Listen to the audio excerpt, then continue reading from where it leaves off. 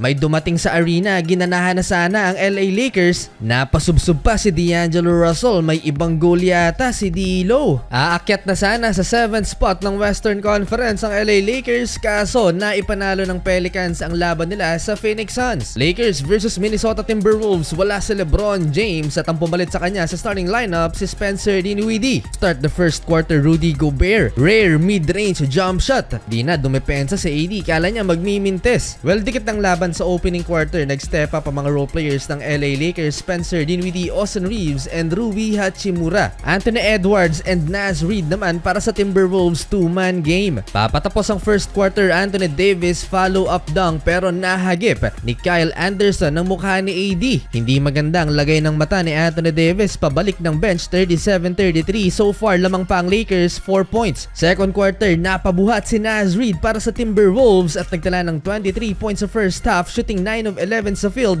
at may 5 3-pointers. So far dito sa first half, hindi pa rin nagmimintes si Spencer Dinwiddie with 4 of 4 shooting sa field at may 16 points na. Hindi na nakabalik dito sa second quarter si Anthony Davis at ang pumalit sa kanya na si Jackson Hayes, nagtala naman ng 9 points off the bench. Bad news sa Lakers, hindi na rin naman nakalaro pa sa second half si Anthony Davis, listed out na. Dito na rin unti-unting nakalayo ang Minnesota Timberwolves at lumamang pa nga sila ng 15 points at the end of first half, 79-64, 16 points for Anthony Edwards.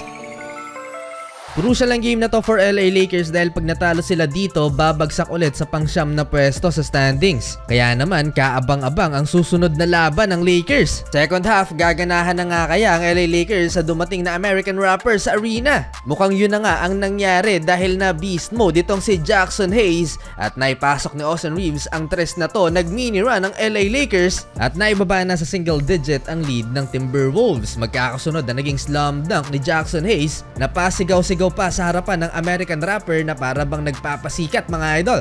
Eto pa, back-to-back slam dunk mula kay Jackson Hayes at 17-4 run na ginawa ng LA Lakers, baba sa 7 ang lamang ng Timberwolves. Nagtuloy-tuloy ang impressive run ng LA Lakers hanggang sa naibaba sa 4 ang lamang ng Timberwolves 94-90. D'Angelo Russell attacking the paint, napasubsob na naman doon sa cameraman na binagsakan ni LeBron James. Pero mukhang hindi yata yung goal doon ni D'Lo. Last 1 minute, nag-mini run ng Timberwolves nang nilabas si Jackson Hayes at bumalik sa double figures ang lead nila 102-92.